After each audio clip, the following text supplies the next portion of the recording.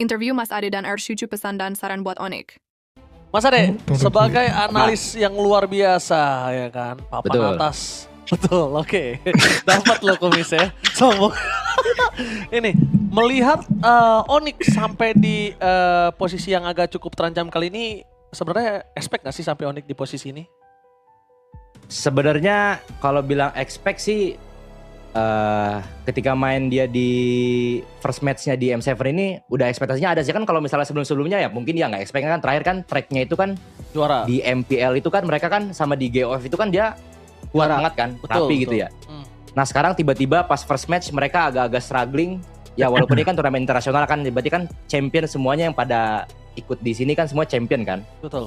Ya mungkin nggak tahu sih ada problem apa di early-nya tuh kayak ada yang beda gitu dari Onyx. Jadinya kayak bukan ngelihat Onyx seperti biasanya. Oke, berarti Gitu aja pas sih. lihat Busquets pertama ya, itu Mas Ade langsung, wih apa nih gitu, ada yang something gitu ya. Ada yang something kayak nggak smooth gitu loh, kayak bukan Onyx seperti biasanya gitu. Oke, nggak harus late game lah kasarnya. Nah, kalau untuk R7, apakah expect atau tidak? Karena kalau gue jujur tidak gitu loh. Kalau gue ngelihat dari segi gameplay dan draftnya sebelum masuk ke M Series kan emang Onyx udah memperlihatkan gameplay yang kuat juga gitu kan. Jadi secara nggak langsung itu kayak emang udah kebaca sama musuhnya sih. Jadi emang menurut gue tuh lagi struggle aja Onyx-nya gitu.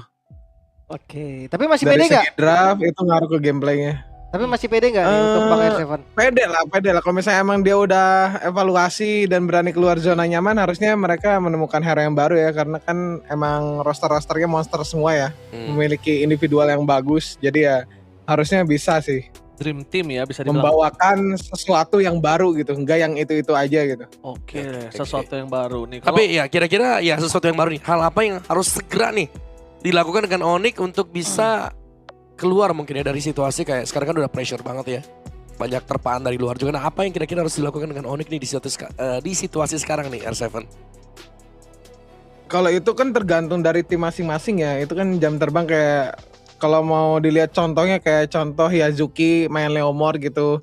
Gimana cara timnya ngerti play around Leomordnya gitu. Ditambah Freya.